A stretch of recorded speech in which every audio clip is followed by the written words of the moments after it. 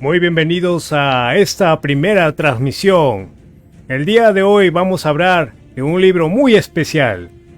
Me presento, soy el licenciado David Ricales en Ciencia de la Comunicación.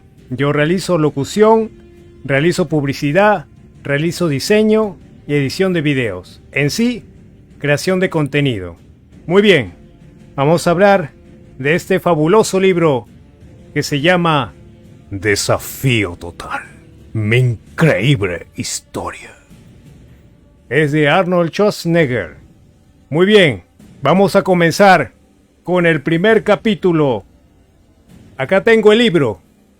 Muy bien, comencemos. Vamos a comenzar con la entrada. Arnold Alois Schwarzenegger, Thal, Austria, 30 de julio 1947. Es un ex-fisiculturista, actor y político austriaco nacionalizado estadounidense que ejerció como 38º gobernador del estado California desde 2003 hasta 2011. Schwarzenegger ganó fama en todo el mundo como un ícono de las películas de acción de Hollywood, conocido por sus papeles protagonistas en películas como Conan el Bárbaro, Comando, Terminator, Depredador, Total Recall, Los Expandibles. Fue apodado el Robe austriaco y el Robe de Estiria en sus días de culturismo. Arnie durante su carrera como actor y más recientemente Governator, una contracción de Governor y Terminator. Él le dedica para su familia. Estados Unidos era tan grande como siempre lo había soñado. Durante mi infancia, en un pueblo austriaco, entonces no tuve que fingir mi felicidad y mi emoción cuando hice de Hércules y visité Times Square en mi primera película, Hércules, cortesía de Lionsgate. Capítulo 1. Fuera de Austria.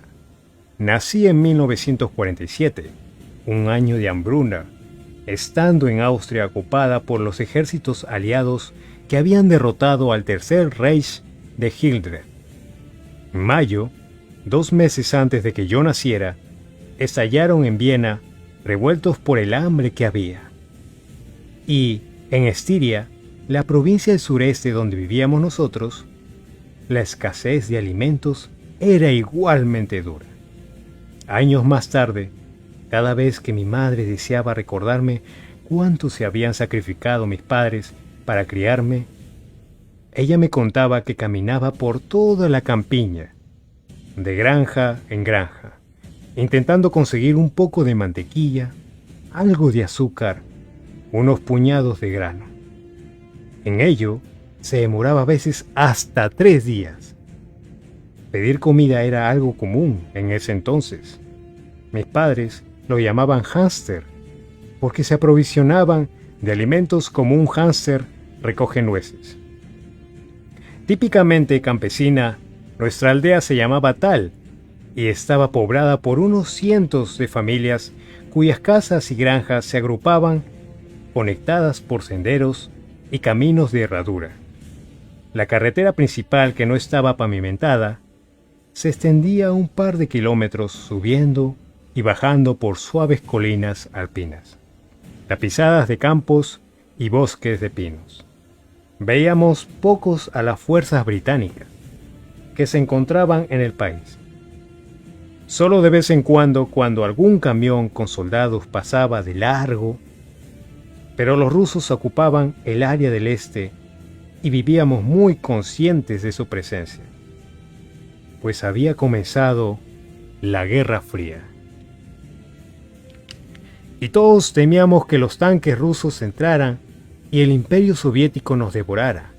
En la iglesia, los curas atemorizaban la población con historias de terror, de horror de rusos que disparaban a bebés en sus brazos de sus madres. Nuestra casa estaba situada en la cima de una colina junto a la carretera. Durante mi niñez, era extraño ver pasar más de 1 o 2 coches al día. A unos 100 metros de distancia, directamente al frente de nuestra puerta, estaban las ruinas de un castillo medieval.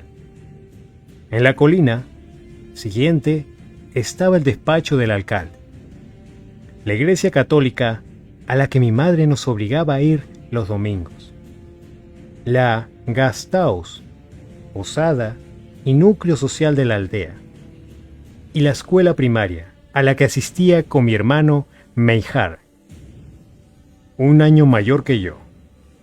Mis primeros recuerdos son de mi madre lavando ropa y mi padre paleando carbón. Entonces no tenía más de 3 años, pero la imagen que guardo de mi padre es muy nítida. Era un hombre grande, atlético, que hacía muchas cosas él mismo. Cada otoño recibíamos nuestra provisión de carbón para el invierno. Un volquete la descargaba frente a la casa. Algunas veces, mi padre permitía que Meijar y yo le ayudáramos a meterlo hasta el sótano, que servía de carbonera, y nosotros nos sentíamos muy orgullosos de hacerlo. Mi madre y mi padre provenían de familias de clase trabajadora de la región más al norte de Austria, que en su mayor parte eran obreros de acerías. En medio del caos que imperaba cuando terminó la Segunda Guerra Mundial, se conocieron en la ciudad de Mönchengladbach, donde mi madre Aurelia Jarny era empleada de un centro de distribución de alimentos situado en el ayuntamiento. Tendría apenas 20 años y ya era una viuda de guerra, pues a su esposo le habían matado unos 8 meses después de la boda. Una mañana alcanzó a ver desde su escritorio a mi padre pasar por la calle. Era un tipo ya mayor, a punto de cumplir 40, pero alto, bien parecido, con uniforme de la gendarmería, la policía rural. A ella le encantaban los hombres de uniforme, así que desde ese día se propuso a verlo otra vez. Mi madre averiguaba cuándo era el cambio de turno para asegurarse de estar en su escritorio, y entonces hablaban por la ventana y ella le daba algo de la comida que hubiera a mano. Mi padre se llamaba Gustav Schwarzenegger y se casaron a finales de 1945, cuando él tenía 38 y ella 21. A mi padre le asignaron a tal, al mando de una guarnición de 4 hombres que tenían bajo su responsabilidad la aldea y la campiña que la rodeaba. El salario apenas alcanzaba para vivir, pero el cargo incluía alojamiento. La vieja casa de la Guardia Forestal o Forsthaus, el guardia forestal o Forstmeister, vivía el primer piso y el inspector y su familia ocupaban el piso de arriba.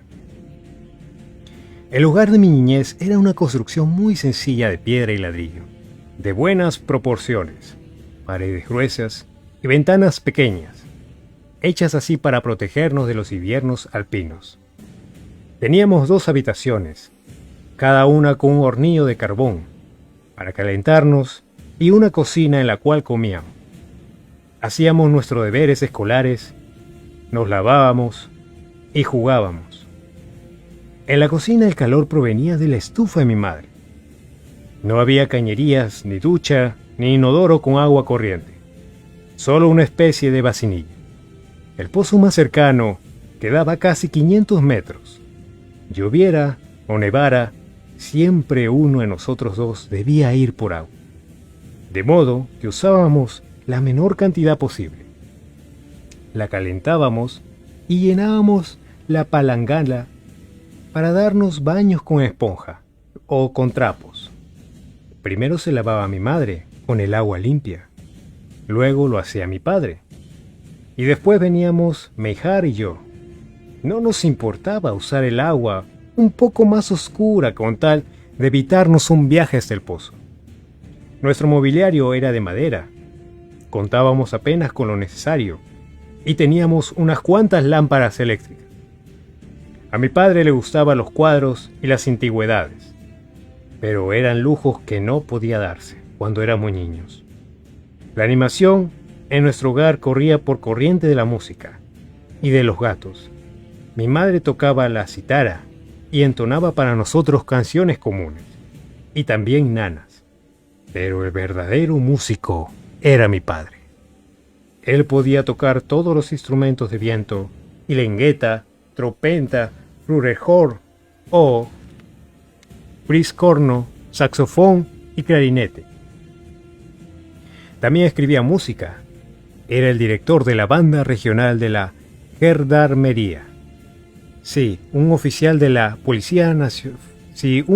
policía fallecía en cualquier lugar del estado, la banda tocaba en el funeral. En verano a menudo íbamos al parque a escuchar conciertos dirigidos por mi padre, que a veces, además, tocaba algún instrumento. La mayoría de nuestra parentela, por mi parte, suya, era muy musical. Pero ese talento no lo heredamos ni Heimar ni yo. No estoy seguro, muy seguro de la razón por la cual teníamos gatos y no perros. Tal vez fuera porque mi madre amaba a los gatos y porque estos no generaban gastos cazando su propia comida. El caso es que siempre tuvimos cantidades de gatos que entraban y salía, que se acurrucaban aquí y allá, y que bajaban del ático ratones medios muertos para presumir de su talento como cazadores. Cada uno de nosotros tenía su propio gato con el cual acurrucarse en la cama por las noches en una tradición propia. Llegamos a tener 7 gatos y los queríamos, pero nunca demasiado, pues no había visitas al veterinario. Si uno de los gatos empezaba a tropezarse y caer, estar enfermo por viejo, esperábamos el sonido del disparo de la pistola de nuestro padre en el patio trasero. Entonces mi padre, mi madre, Meijar y yo salíamos y cavábamos una tumba en la que poníamos una pequeña cruz. Mi madre tenía una gata negra llamada Moki, y aunque nosotros no lo veíamos nada extraordinario, ella decía constantemente que era una gata especial. Tenía yo unos 10 años cuando empecé un día a discutir con mamá porque no quería hacer mis deberes escolares. Moki estaba cerca, hecha un ovillo encima del sofá, como de costumbre. Seguramente yo dije algo muy altanero porque mi madre hizo el ademán de abofetearme. La vi venir y por tratar de esquivarla, adelanté mi brazo. En un segundo, Moki dejó el sofá, saltó entre los dos y me arañó la cara. Me la quité de encima y grité: ¡Au! ¿Pero qué es esto? Mamá y yo nos mirábamos y aunque me corría sangre por la mejilla, ambos soltamos la carcajada. Por fin ella había comprobado que Moki era especial. Después del caos de la guerra, el mayor deseo de mis padres era recuperar la estabilidad y la seguridad. Mi madre era una mujer grande, de contextura fornida, sólida y disciplinada. Una Hausfrau tradicional que mantenía su hogar impecable. Enrollaba las alfombras y, armada con cepillo y jabón, se arrodillaba para restregar el suelo que luego secaba con trapos. Era una fanática del orden y debíamos mantener nuestra ropa bien colgada, las sábanas y toallas bien dobladas, con esquinas perfectamente cuadradas y bordes afilados como navaja. Ella plantaba en el patio remolachas, patatas y bayas para mantenernos bien alimentados, y en el otoño preparaba conservas Sauerkraut que guardaba en frascos gruesos de cristal para consumir durante el invierno. A las 12:30, cuando mi padre volvía desde la comisaría de policía a casa, mamá ya tenía listo el almuerzo y también la cena cuando él llegaba a las 6 y punto. También tenía a su cargo las finanzas. Como había sido oficinista, era muy organizada y además buena en redacción y matemática. Cada mes, mi padre traía salario a su casa. Ella le dejaba 500 chelines para dinero de bolsillo y se quedaba con el resto para administrar el hogar. Mi madre se encargaba de la correspondencia de toda la familia y también de pagar las cuentas mensualmente. Una vez al año, siempre en diciembre, mamá nos llevaba a comprar ropa. Íbamos en autobús a Krashner y Osler, una tienda con diversas secciones en Graz, justo detrás de la colina siguiente. El viejo edificio tenía solo 2 o 3 pisos, pero en nuestra mente era tan grande como el Mall of America. Había escaleras mecánicas y un ascensor de metal y cristal, así que podíamos ver todo mientras subíamos y bajábamos. Mamá solo nos compraba cosas absolutamente necesarias: camisas y ropa, medias y demás. Todo eso lo llevaban a casa al día siguiente, en pulcros paquetes envueltos en papel craft. En esa época, los pagos a plazos eran una novedad, y a ella le gustaba poder pagar una parte de la compra cada mes, hasta que quedara saldada. Permitir que personas como mamá hicieran compras tranquilamente era una buena forma de estimular la economía. Aunque mi padre era el que había recibido la capacitación para atender emergencias, mamá también se encargaba de todos los problemas médicos. Mi hermano y yo cogimos todas las enfermedades infantiles posibles, desde paperas hasta escarlatina y sarampión. Así que ella adquirió mucha práctica y nada la detenía. Una cruda noche de invierno, cuando teníamos quizás 1 o 2 años, Meijar estaba con neumonía, y como no había médico ni ambulancia, mi madre me dejó en casa con papá, envolvió muy bien a Meijar, se echó a la espalda y caminó más de 3 kilómetros entre la nieve hasta llegar al hospital de Graz.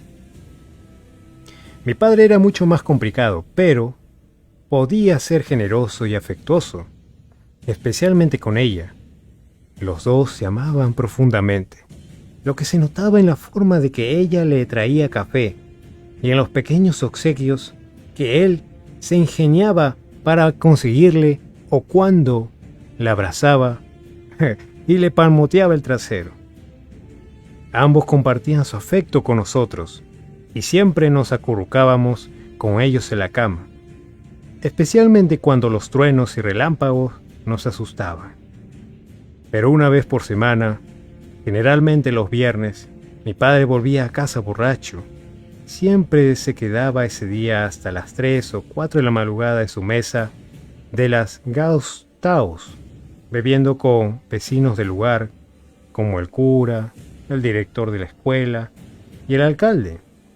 Cuando llegaba a casa empezaba a golpearlo todo y a gritarle a mamá, y nos despertábamos con el escándalo, pero la rabia nunca le duraba mucho.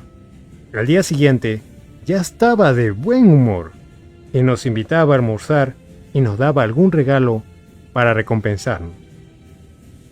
Sin embargo, si nosotros nos portábamos mal, nos abofeteaba o nos daba unos cuantos correazos. A nosotros todo esto nos pareció absolutamente normal. Todos los padres castigaban físicamente y llegaban a casa borrachos. El padre de nuestro vecino le agarraba por las orejas y le perseguía con una varita delgada, flexible, que había mojado en el agua para que lastimara más. La bebida era simplemente parte de la camaradería. A veces las esposas y familias eran invitadas a reunirse con sus maridos en la Gasthaus. Los niños consideramos un honor compartir nuestro tiempo con los adultos, que después nos premiaban con su postre y nos permitían estar en el salón de al lado tomando Coca-Cola o Coca-Cola mientras jugábamos partidas de juegos de mesa, o veíamos revistas o la televisión. A medianoche siempre estábamos por ahí sentados pensando, vaya, esto es fenomenal. Tardé años en entender que tras ese Gemel el Trishkei había amargura y temor. Crecimos entre hombres que se sentían perdedores, pues su generación había empezado y perdido una guerra. Durante la guerra, papá dejó la gendarmería para formar parte de la policía militar alemana. Prestó servicio en Bélgica y Francia y en el norte de África, donde enfermó de paludismo. En 1942 estuvo en Stalingrado, en la batalla más sangrienta de toda la guerra. Los rusos volaron el edificio donde él estaba. Mi padre quedó atrapado entre los escombros durante 3 días. Se lesionó la espalda y tenía esquirlas de metralla en ambas piernas. Tuvo que pasar meses en el hospital, en Holanda, hasta recuperarse lo suficiente para que pudiera volver a Austria y reintegrarse a la policía civil. Siempre los oía hablar de todo eso en medio de su borrachera, y ahora puedo imaginar lo doloroso que debía ser para ellos. Se sentían muy golpeados y también atemorizados, pensando que la guerra no hubiera terminado todavía, o cualquier día los rusos vinieran y se lo llevaran para reconstruir Moscú o Leningrado.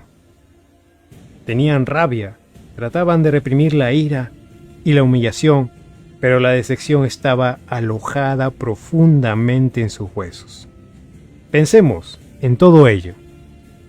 Se les había prometido que serían ciudadanos de un nuevo y gran imperio, y que cada familia disfrutaría de las más modernas comodidades. Pero en lugar de eso volvieron a casa para encontrar un país en ruinas, en el que había muy poco dinero, circulación y escaseaban los alimentos. Un país que debía y había sido reconstruido de todo. Las fuerzas de ocupación seguían ahí, y de manera que ya ni siquiera administrábamos nuestra propia nación. Lo peor era que no había forma de entender lo experimentado. Mi padre volvió de la guerra a casa con esquirlas de metralla en todo el cuerpo, más las complicaciones acarreadas por las heridas y el paludismo. Había visto amigos volar en las explosiones y ser abatidos por disparos que los desangraban hasta que morían fumándose el último cigarrillo. Aunque mi padre logró que no le atraparan y capturaran en Stalingrado, esas terribles vivencias producen traumas inconcebibles. ¿Cómo afrontar tanto dolor si nadie podía tocar el tema? No solo sus propias experiencias, sino también el Tercer Reich se sentaban borrando oficialmente. Todos los empleados públicos, funcionarios locales, maestros de escuelas, policías, debían someterse a lo que los norteamericanos denominaron la desnazinación. A ellos los interrogaban y les examinaban su hoja de servicio a fin de determinar si realmente habían ejercido su cargo como nazis acérrimos, o si ese cargo les permitía ordenar crímenes de guerra. Todo lo que tuviera que ver con el nazismo era confiscado: libros, películas, carteles, incluso diarios y fotografías personales. Había que entregarlo todo. La guerra debía borrarse de la cabeza. Mejar y yo apenas nos dimos cuenta de todo eso. En casa había un hermoso libro de láminas que tomábamos prestado para jugar a ser curas, fingiendo que era la Biblia, porque era mucho más grande que nuestra verdadera Biblia familiar. Uno de nosotros se ponía de pie, lo sostenía abierto, mientras que el otro decía la misa. En realidad el libro promocionaba los imponentes logros del Tercer Reich. Traía secciones de las diferentes categorías, obras, películas, túneles y represas en construcción, mítines y discursos, políticos de Hitler, nuevos buques enormes, nuevos monumentos, grandes batallas que se estaban librando en Polonia. Cada categoría contenía páginas en blanco numeradas y cada vez uno iba a la tienda y compraba cualquier cosa o un bono de guerra. Obtenía una lámina numerada que debía concordar con su espacio en el libro, y ahí se pegaba. Cuando se completaba la colección de la persona, ganaba un premio. Me encantaban las páginas que mostraban magníficas estaciones de trenes y potentes locomotoras expulsando a chorros de vapor. Y me fascinaban las fotografías de dos hombres en una pequeña plataforma abierta que corría por los rieles mientras ellos movían la palanca de arriba abajo para mantenerlo en movimiento. Esa escena para mí significaba aventura y libertad. Meijar y yo no teníamos ni idea de que era todo lo que veíamos en el libro. Pero un buen día nos dispusimos a jugar los curas. Fuimos a buscar el álbum y ya no estaba. Lo buscamos por todos los sitios que se nos ocurrieron. Finalmente le pregunté a mi madre qué había sucedido con el hermoso libro. Después de todo, era nuestra Biblia. Pero lo único que nos dijo fue: tuvimos que entregarlo.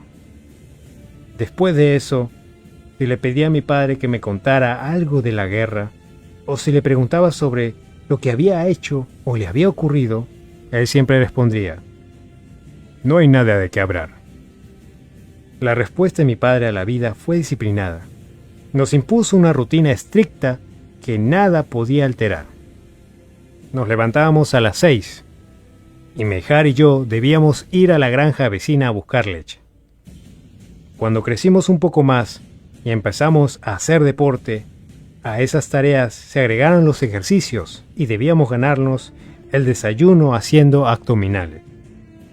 Por la tarde, terminados nuestros deberes escolares y otras tareas, mi padre nos hacía practicar fútbol, con un buen o mal tiempo. Y sabíamos que si hacíamos mal alguna jugada, nos gritaría. Mostraba la misma determinación para capacitar nuestros cerebros. Los domingos después de mi misa, hacíamos una salida en familia. Visitábamos otro pueblo. Veíamos una obra de teatro o le veíamos a él actuar con la banda de la policía. Por la noche, sin embargo, debíamos escribir un informe de esas actividades de por lo menos 10 páginas. Nos devolvería nuestros papeles llenos de tachaduras con tinta roja, y si encontraba algún error de ortografía, nos hacía escribir la palabra correctamente 50 veces. Amaba a mi padre y deseaba ser como él. Recuerdo que, de niño, me puse una vez uniforme y me subí a una silla frente al espejo. La chaqueta me quedaba como un vestido, casi hasta los pies, y el sombrero me caía sobre la nariz. Pero papá no tenía paciencia en muchos aspectos. Si queríamos una bicicleta, nos decíamos que nos ganáramos el dinero para comprarla. Nunca pude sentir que yo fuera lo suficientemente bueno, fuerte o inteligente. Mi padre me hizo saber que siempre había margen para mejorar.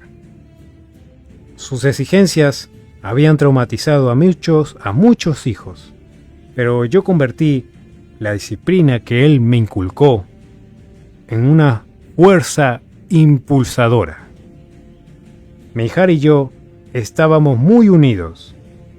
Compartíamos el mismo dormitorio hasta que tuve 18 años. Y me alisté en el ejército. No cambiaría nada de aquel tiempo. Aún hoy me siento más cómodo si tengo a alguien con quien charlar un poco antes de quedarme dormido. Como ocurre a menudo con los hermanos, los dos éramos súper competitivos. Siempre tratábamos de sobrepasarnos uno al otro para ganar el aprecio de papá, quien por supuesto también era un atleta muy agresivo. Nos programaba crear carreras y decía: veamos cuál de los dos es realmente el mejor. Ambos éramos más altos que casi todos los demás chicos, pero como yo era un año menor, habitualmente Meijar ganaba esas competiciones. Yo siempre andaba buscando de tomar la delantera. El punto débil de Meijar era su temor a la oscuridad. Cuando tenía 10 años, terminó la escuela elemental en nuestro pueblo y debía pasar a la Hausschule, que estaba en la próxima colonia, en Graz. Para llegar allí, había que coger el transporte público, y la parada del autobús quedaba a unos 20 minutos de casa, caminando. El problema para Meijar era que, en los cortos días de invierno, usualmente las actividades escolares se prolongaban hasta mucho después de la caída del sol, de modo que le tocaba volver solo a casa. Como solía asustarse mucho, de solo pensarlo, se volvía tarea mía ir hasta la parada final del autobús para recogerle. Lo cierto es que a los 9 años también a mí me atemorizaba salir solo a la oscuridad. En las calles no había luces y de noche era tan oscura como la boca de un lobo. Carreteras y caminos estaban bordeados por bosques y pinos como los de los cuentos de hadas de los hermanos Grimm. Eran tan espesos que hasta de día resultaban oscuros. Nosotros, por supuesto, habíamos crecido escuchando esas horribles historias que jamás le leería a mis hijos, pero que formaban parte de nuestra cultura. Siempre había una bruja o un lobo o un monstruo listo para hacer daño al chico. El hecho de que mi padre fuera policía también alimentaba nuestros temores. A veces nos llegaban con él cuando la patrulla a pie y anunciaba que estaba buscando a este o aquel criminal asesino. Si llegábamos hasta un granero en medio del campo, nos hacían detenernos y esperar mientras sacaba su arma. Entraba a revisar el interior. O cuando alguien avisaba que él y sus hombres habían capturado a alguien ladrón, nosotros corríamos a la comisaría para verlo sentado allí, esposado en una silla. Llegar hasta la parada del autobús no era solo cuestión de seguir un camino. El sendero daba un rodeo por las ruinas del castillo y seguía colina abajo bordeando los bosques. Una noche caminaba yo muy alerta a cualquier amenaza desde los árboles cuando de repente, y como salido de la nada, apareció un hombre en medio del sendero. La luz de la luna llena apenas alcanzaba para distinguir su figura y el brillo de sus ojos. Yo grité y quedé paralizado.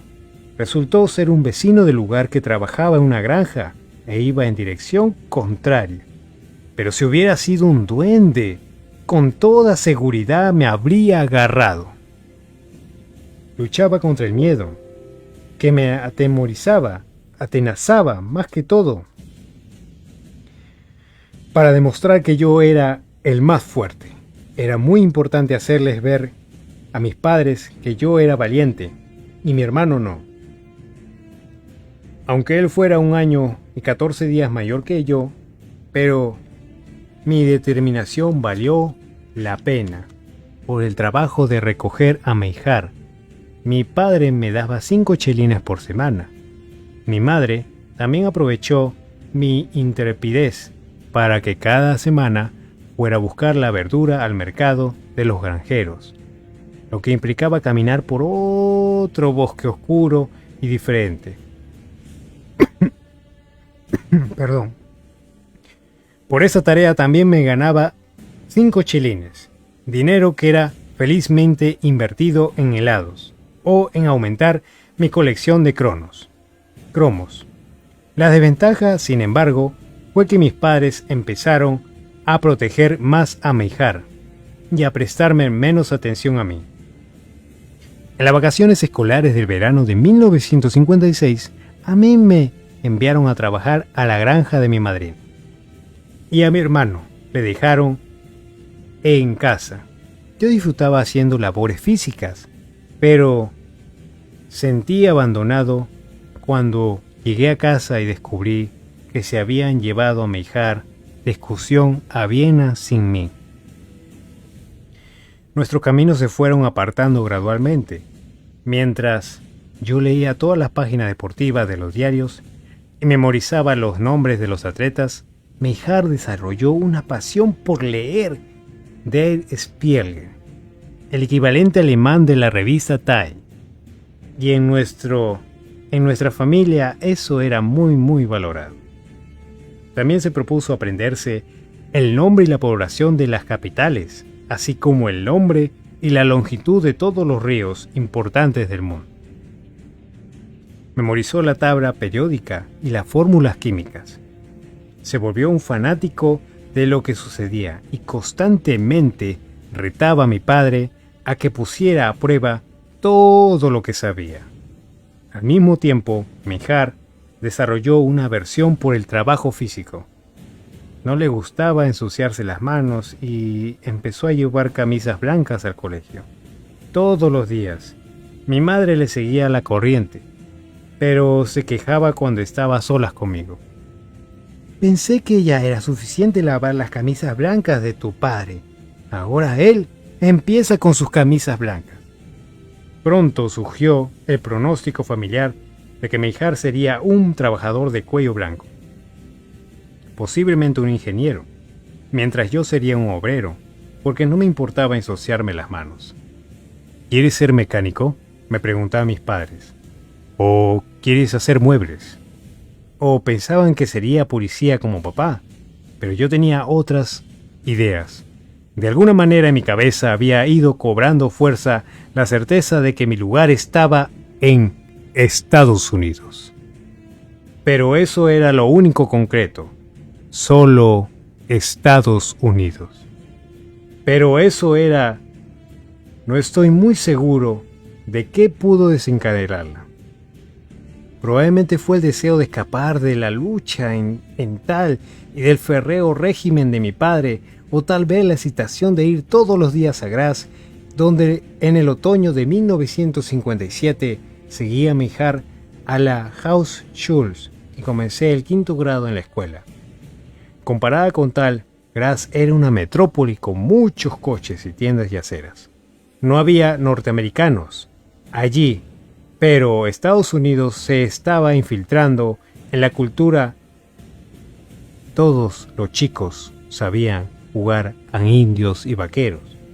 Veíamos fotografías de las ciudades norteamericanas, de sus barrios residenciales y lugares famosos y de las autopistas. En nuestros textos y también documentales en blanco y negro, que el destartalo proyector de cine nos mostraba sobre la pantalla que se bajaba encima de la pizarra de nuestra clase. Pero lo más importante era que sabíamos que necesitamos a Estados Unidos para nuestra propia seguridad. En Australia la Guerra Fría era algo cercano. Cada vez se presentaba una crisis. Mi padre debía preparar su morral e irse 80 kilómetros al este, a la frontera húngara, para ayudar a guarnecer las defensas un año antes, en 1956. Cuando los rusos aplastaron la revolución húngara, mi padre tuvo a su cuidado centenares de refugiados que llegaron a nuestra área. Y también se cargó del montaje de los campamentos de reasentamiento. Ayudaba a los refugiados a llegar a donde querían ir. Algunos a Canadá, otros deseaban quedarse en Austria. Y por supuesto, muchos querían irse a Estados Unidos. Mi padre y sus hombres trabajaban con las familias y a los chicos nos llevaban para que ayudáramos a repartir sopa, lo cual me impactó sobremanera. Nuestro conocimiento del mundo continuaba en No Stop Kino, un teatro cercano a la plaza central de Graz, que presentaba informativos de actualidad. Las funciones se repetían cada hora durante todo el día. Primero presentaban el informativo, que traía secuencias filmadas en todas partes del mundo, con doblaje a alemán. Luego venía Mickey Mouse y otros dibujos animados. Después pasaban los anuncios, que eran diapositivas de varias tiendas de Graz. Y por último se escuchaba la música y todo empezaba de nuevo. El No Stop no era caro, costaba solo unos 4 chelines. ¿Cuántos chelines? Y cada informativo parecía traer nuevas maravillas. Elvis Presley cantando Hot Dog. El presidente Eisenhower pronunciando discursos, aviones con motores a reacción, coches de diseño aerodinámico y estrellas de cine. Esas son las imágenes que recuerdo. También pasaba un material aburrido, por supuesto, y noticias que no comprendía, como la crisis del Canal de Suez. Las películas norteamericanas me impactaban aún más. La primera que Meijard y yo vimos fue una de Tarzán, protagonizada por Johnny Weissmuller. Pensé que iba a saltar de la pantalla directo a nosotros. La idea de que un ser humano pudiera colgarse de las lianas para pasar de un árbol a otro y hablar con leones y chimpancés resultaba fascinante, lo mismo que toda la historia de Tarzán y Jane, quienes llevaban lo que yo consideraba una buena vida. Meijard y yo volvimos a verlas varias veces. Las 2 salas de cines que frecuentábamos quedaban frente a frente en la calle principal de Graz. Sobre todo proyectaban películas de vaqueros, pero también comedias y dramas. El único problema era el sistema de clasificación, que se aplicaba estrictamente. Cada teatro tenía en la entrada un policía asignado para verificar la edad de los espectadores. El acceso a una película de Elvis, que sería equivalente a la clasificación estadounidense PG-13, para mayores de 13 años. Por ejemplo, era muy fácil, pero resultaba más difícil entrar a las películas que yo quería ver, que eran las de vaqueros, gladiadores y de guerra, porque esas caían bajo la clasificación R, que era para menores con acompañante. A veces algún cajero amistoso me permitía esperar que la película hubiera empezado y entonces me indicaba con la cabeza en qué pasillo estaba el policía. Otras veces yo aguardaba junto a la salida lateral y entraba al auditorio por detrás. Pagaba por ese entretenimiento con el dinero ganado en mi primera aventura empresarial, la venta de helados, en Tharleys en el verano de 1957. El Tharleys era un parque público con un lago precioso enclavado en las colinas del extremo este de Thal. A unos 5 minutos de a pie desde mi casa, al lago era de fácil acceso desde Graz. Y en el verano miles de personas venían a pasar el día y nadaban, remaban y practicaban otros deportes. Por la tarde ya estaban acalorados y sedientos. Y cuando vi a todas esas personas haciendo fila en el puesto de helados, supe que allí había una oportunidad de negocio. Dependiendo de la ubicación de los paseantes en el parque, caminar hasta el patio les llevaban unos 10 minutos, y para cuando volvían a su lugar ya se les había derretido casi la mitad del helado. Descubrí que podía comprar los conos por docena a 1 chelín cada uno, y luego caminar alrededor del parque venderlo a 3 chelines. Al propietario de la heladería le vino bien el negocio extra, incluso me prestó una cajuela para mantener los helados fríos. Con la venta de helados, en una tarde, yo ganaba 150 chelines, casi $6, y un buen bronceado caminando por ahí con mis shorts. Al final mi ganancia de la venta de helados se acababa. Y como eso de estar en quiebra no iba conmigo, la solución que se me ocurrió en ese otoño fue mendigar. Me escapaba de la escuela y caminaba por la calle principal en busca de alguna cara compasiva.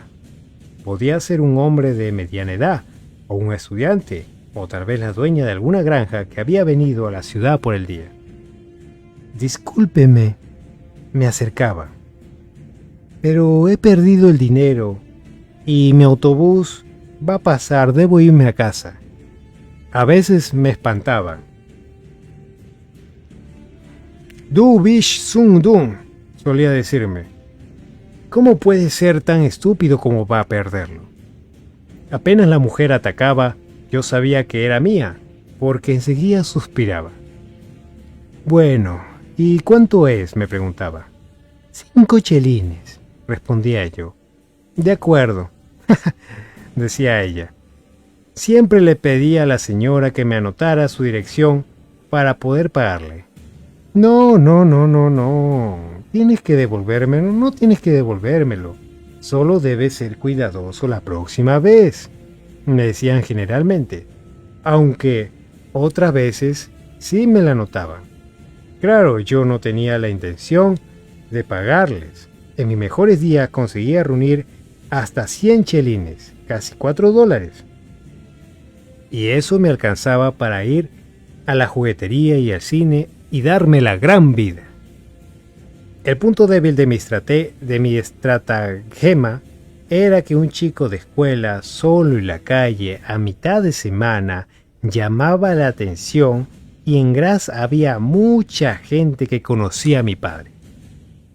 Ayer vi a tu hijo en la calle pidiéndole dinero a una señora, le dijo alguien un día. Eso generó una baraúnda enorme en casa, seguida de un tremendo castigo físico que puso fin a mi carrera como mendigo. Esas primeras excursiones fuera de tal dieron alas a mis sueños. Me convencí de que yo era especial y que estaba destinado a cosas más grandes. Sabía que sería el mejor en algo, aunque no sabía en qué, y que sería famoso. Estados Unidos era el país más poderoso, así que iría allí. No es raro que chicos de 10 años abriguen sus sueños de grandeza, pero la idea de irme a Estados Unidos me impactó como una revelación. La tomé en serio, incluso hablaba de hacerlo. Me voy a Estados Unidos, le dije a una chica un par de años, mayor que yo, mientras esperaba en la parada de autobús. Sí, claro, Arnold, me miró y no dijo nada más. Los chicos se acostumbraban a oírme hablar de irme y pensaban que yo era un poco raro, pero eso no me impidió compartir mis planes con todo el mundo, padres, maestros y vecinos. La Hauptschule no estaba precisamente orientada a preparar en sus aulas al próximo líder mundial. Era una escuela general diseñada para preparar a los jóvenes para el mundo laboral, y en la que los niños y niñas asistían a clase por separado. En distintas alas del edificio, los estudiantes adquirían conocimientos básicos de matemáticas, ciencias, geografía, historia, religión, lenguas modernas, arte, música y algo más, pero impartidos a un ritmo más lento que en las escuelas académicas, que preparaban a sus alumnos para ingresar a un instituto tecnológico o en una universidad. En términos generales, completar la Hauptschule significaba graduarse para entrar a una escuela profesional, pasar a ser aprendiz de algún oficio o engrosar directamente las filas de las fuerzas militares.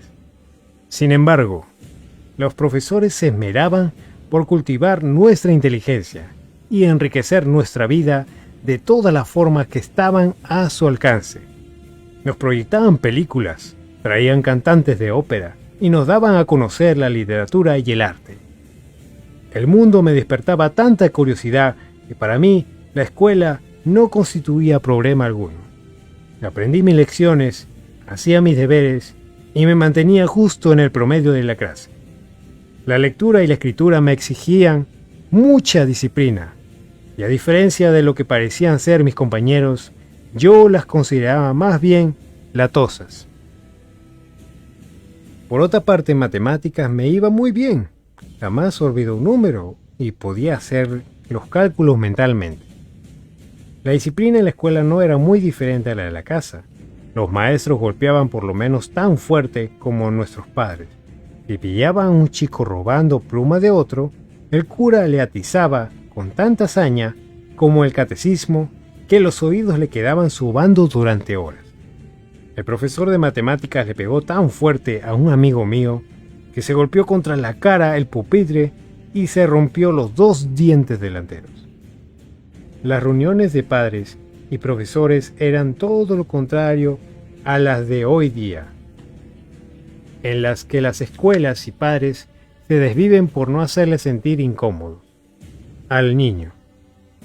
Nosotros éramos 30 y todos se nos ordenaba permanecer en nuestros pupitres.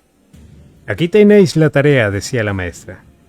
Trabajar en ella durante las próximas 2 horas mientras recibimos a vuestros padres. Uno tras otro se entraban en nuestros padres. La señora de la granja, el padre, que era el obrero en una fábrica. Casi siempre se repetía la misma escena. Ellos saludaban al maestro con mucho respeto y se sentaban mientras que él les enseñaba algunas cosas en su escritorio, y departían tranquilamente sobre el desempeño de su hijo. ¿Pero alguna vez le ha causado problemas?, se oía decir a un padre, después de lo cual se giraba, miraba a su hijo y se acercaba para darle un buen manotazo al chico y luego volver al escritorio del maestro. Todos veíamos venir el golpe y nos burlábamos como locos. Entonces escuchaba los pasos de mi padre en las escaleras, reconocía sus pisadas por sus botas de policía. Papá llegaba a la puerta y el maestro se levantaba en señal de respeto por tratarse del inspector. Luego se sentaban y hablaban y me llegaba el turno. Podía ver a mi padre mirándome y luego se acercaba, me agarraba del pelo con su mano izquierda y ¡pum!, con la derecha. Después salía sin hacer comentario. Era una época dura en todos los aspectos y las penurias eran algo rutinario. Los dentistas no usaban anestesia. Por ejemplo, cuando uno crece en este tipo de entorno tan duro, jamás olvida cómo soportar el castigo físico. Aunque haya pasado mucho tiempo desde entonces, desde que mi hija cumplió 14 años, si algo de la casa no le gustaba, se escapaba. Creo que voy a largarme de nuevo, pero no digas nada, me decía. Entonces guardaba algo de ropa en su mochila de la escuela para que nadie lo notara y desaparecía. Mi madre se volvía loca. Mi padre debía telefonear a todos sus amigos en las distintas gendarmerías en busca de su hijo. Si el padre de uno era jefe de policía, esa era una forma increíblemente efectiva de rebelarse. 1 o 2 policías después, Meijar 1 o 2 días después, Meijar aparecía en casa de algún pariente o tal vez escondido en casa de algún amigo a 15 minutos de distancia. Siempre me acostumbraba que no hubiera consecuencias. Tal vez mi padre solo estaba tratando de distender la situación. En su carrera policial habría lidiado con suficientes fugitivos como para saber que si castigaba a Meijar, solo conseguiría agravar el problema. Pero puedo apostar que le costaba hasta la última brisma de su autocontrol. Mi deseo era irme de casa, pero de forma programada. Como era apenas un chico, decidí que el mejor camino hacia la independencia sería ocuparme de mi propio negocio y ganarme mi propio dinero. Entonces hacía cualquier tipo de trabajo. No me avergonzaba coger una pala y cavar. Un verano, durante las vacaciones escolares, un tipo de nuestra aldea me consiguió un empleo en una fábrica de vidrios en la que él trabajaba en Graz. Me mostraron una pila enorme de vidrio quebrado. Mi tarea era paliar el vidrio hasta llenar un contenedor con ruedas, empujarlo hasta el otro lado de la planta y echar los vidrios a un tanque para que se derritieran de nuevo. Me pagaban en efectivo al finalizar cada día. En el verano siguiente escuché que podía haber un trabajo en un aserradero de Graz. Tomé mi mochila de la escuela y me metí una pequeña merienda de pan con mantequilla para que me sostuviera hasta que volviera a casa.